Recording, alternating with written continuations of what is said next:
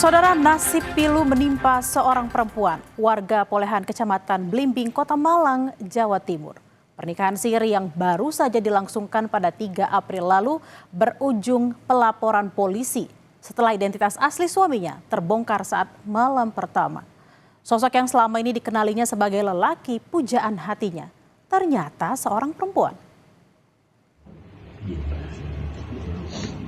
Inilah momen bahagia Intan, warga asal Kota Malang, Jawa Timur di hari pernikahannya. Namun kebahagiaan itu sekejap sirna, berubah menjadi rasa kecewa. Intan tak menyangka usia pernikahan yang baru saja dijalani harus kandas. Lantaran pria yang menikahinya, Ervastino Reynaldi, ternyata adalah seorang perempuan.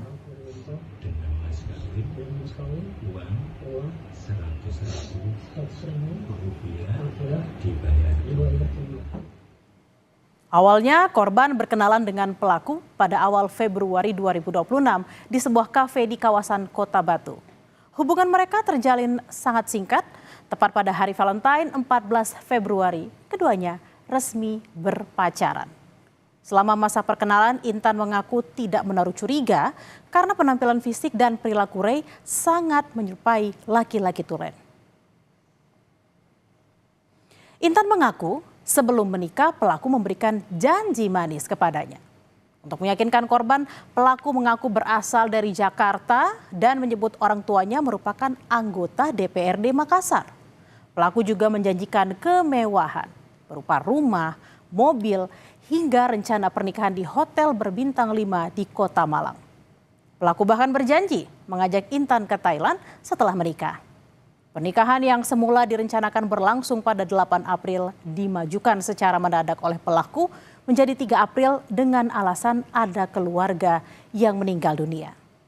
Pernikahan siri itu akhirnya digelar secara sederhana di rumah korban tanpa dihadiri satupun keluarga dari pihak mempelai pria.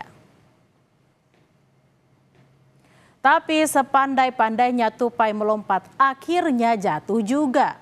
Hubungan Rey akhirnya terungkap sesaat setelah resmi menjadi pasangan suami istri. Di malam pertama, korban mendapati kejanggalan pada fisik pasangannya.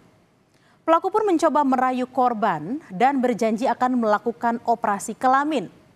Hati Intan yang terluka pun membuatnya mengusir sang suami yang ternyata perempuan.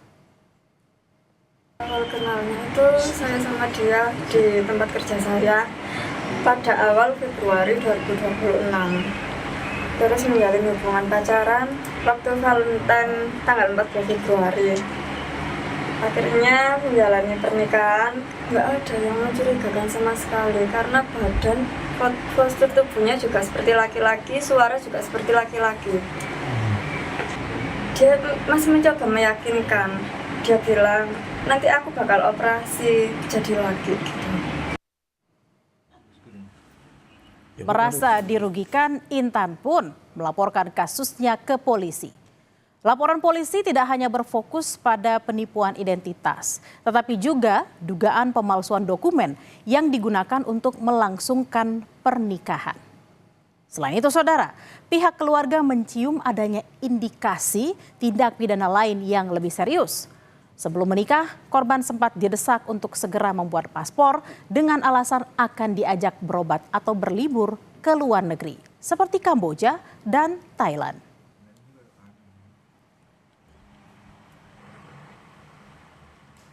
Ke Polres sama teman-temanmu yang kalian mama sama kamu mau bunuh diri sampai mamamu pingsan dan di situ ada. Tak terima dengan pelaporan Intan pada polisi, Ervastino Reynaldi alias Rey Malawat alias Yupi Rere, pelaku nikah sesama jenis, membantah tuduhan yang ditujukan kepada dirinya. Dari versi Rey, sejak awal perkenalan, Intan sudah mengetahui dirinya adalah seorang perempuan. Tak hanya sampai di situ, saudara, bahkan menurut Rey, keluarga Intan juga sudah mengenal dirinya.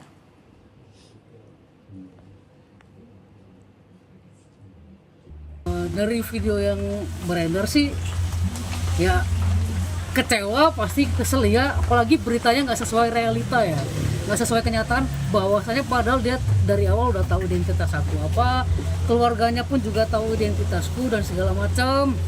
Bahkan dia pun juga sering main ke rumah.